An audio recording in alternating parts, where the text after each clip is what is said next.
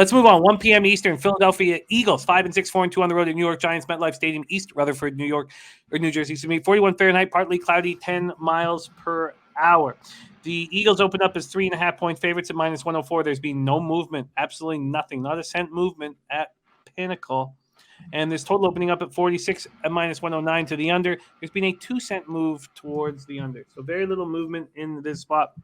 3,568 tickets in. 23% of the tickets are on the Giants and Daniel Jones, 37% of the cash. That's interesting. 62% of tickets are on the under, and we don't have the cash up yet. Terry Walker on these Giants. Same with Real Deal Prime's just laughing at the Giants. Okay.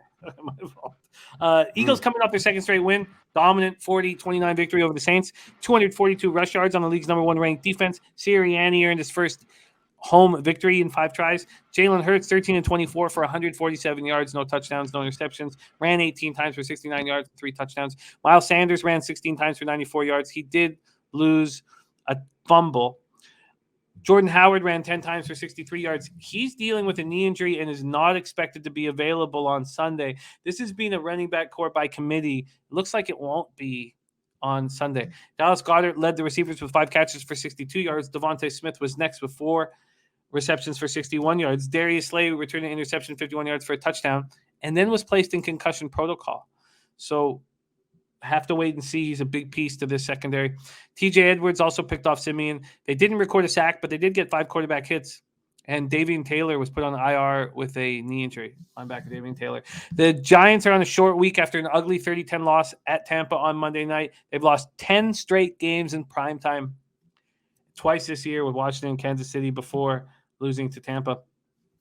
Then today they fired offensive coordinator Jason Garrett after less than 2 years on the job. I don't know how he got the job in the first place.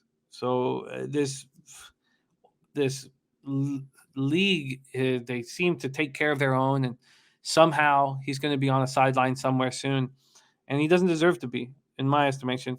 Giants have averaged 18.9 points per game this season. That's 25th in the NFL on offense. In 2020, that was Garrett's first season. They were 31st in the NFL at 17.5 points per game, and they have weapons. Giants on Monday finished with 215 total yards. It's the second lowest of the Joe Judge era, 26-game Joe Judge era. 66 rushing yards, 15 first downs. Only one of the Giants' 54 offensive plays versus the Bucs gained more than 16 yards. It's trash. Giants have scored 30 points only once in the Joe Judge era. They're trash. Against Tampa, Daniel Jones was 23-38 for 167 yards, 1 touchdown, 2 interceptions. Kadarius Toney led receivers with 7 catches for 40 yards. Darius Slayton had 4 catches for 37 yards, lost a fumble. Saquon Barkley returned from injury. As C-Mac said, he didn't look healthy. 25 yards. Rushed 6 times for 25 yards, caught 6 balls for 31 yards. Defense could get no pressure. Brady was sacked 0 times. Adoree Jackson did have an interception.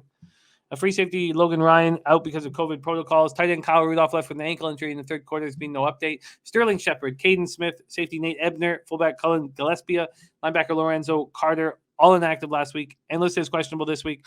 Just because C-Mac bounced for a second, I'm going to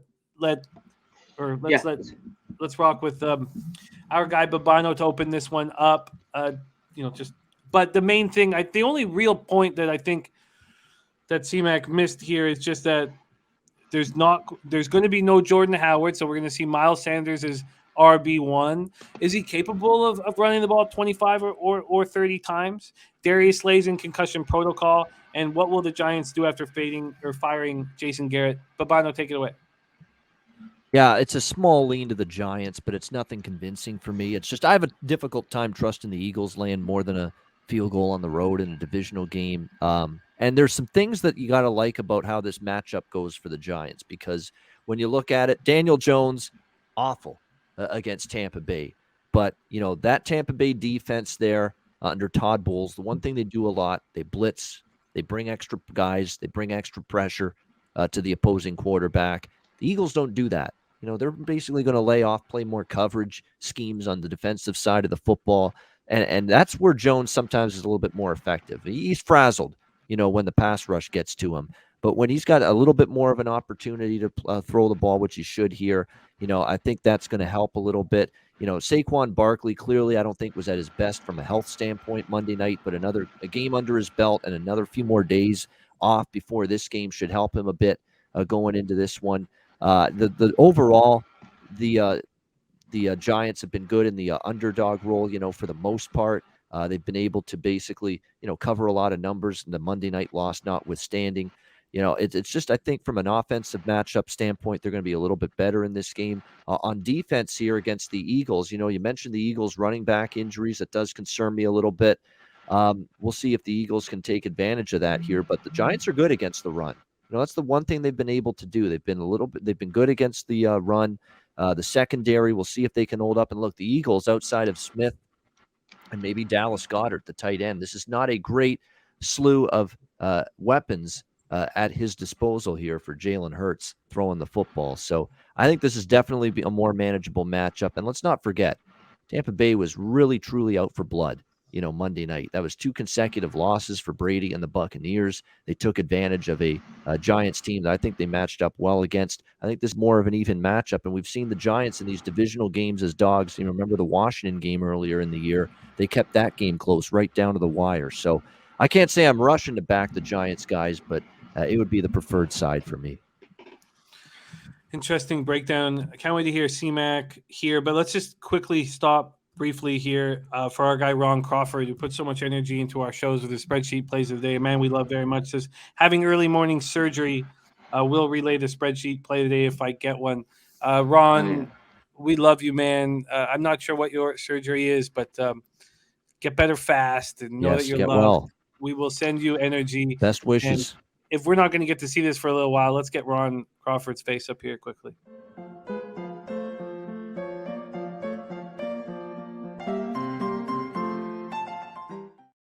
We love you, Ron.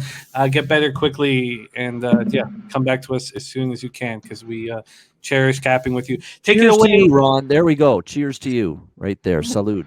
I'm in on that. C-Mac, take it away. Eagles, Giants. Man. All right. This is a tough one here. Eagles all of a sudden flying high a little bit, no pun intended. With Jalen Hurts running the ball really, really well, scoring points too here. Even that loss to the Chargers, 27-24, they beat the Lions. They went into Denver 30-13 and then just pounded the Saints. It's tough to ignore. Is this team just on the rise here? I don't know. I got to see more. They look really good lately. And Giants have fooled me a lot. This is a spot you talked about, Babeno, that I guess you lean to them a little bit, but they haven't been really good as a home dog. They've been a lot better on the road, especially if you're catching more points with the Giants. This spot's interesting. Giants have had 4 straight unders. The defense has played pretty solid. Eagles have had, 4 or 5 overs lately. They've been scoring at will. I don't know what gives in this one. Obviously, it's a divisional matchup. I automatically look at the under, especially at 46. I'm not strong on it, and I lean the Giants a little bit. It's just Jones. I don't trust him at all. It's tough. Galladay didn't. I think he had 1 catch. They didn't even throw his way last night. They looked okay the first half, and they just got ripped in the second to the Bucs. I don't know what. Barkley's back. He had 6 carries. I know they wanted to bring him in slow into this. Very difficult one for me. It seems like, though, the Eagles, in the last few years, they have been better on the road, but now you're asking them to go on the road and cover by number here more than a field goal. That doesn't interest me at all in this game. So, I mean, just as a lean, it's the Giants, and I'd lean under this 46 if I had to make a bet on the under. I don't love it. This Eagles scoring the points has been pretty crazy. I want to dig a little more into this game, to this total, but that's just my lean here. 62% of the tickets right now are on that under. It's an interesting look at the under. You're right. Just recency-wise, watching the Eagles put up so many points. I'm going to put an under question mark there. What I don't want to do is believe in what we've been watching the public lose badly over the last month, believing in what they saw the week before. Mm-hmm. And this is the perfect situation for that to happen. So, but Birdie says teams just do not know how to defend this Eagles rushing attack. I think I'm very square this week, but I'm not stepping in front of this Eagles offense. So Nothing official from any of us here in Eagles Giants. Let's keep rolling. We got a lot of games still to roll through, but do stop me anytime you guys want to just kind of lock anything in officially.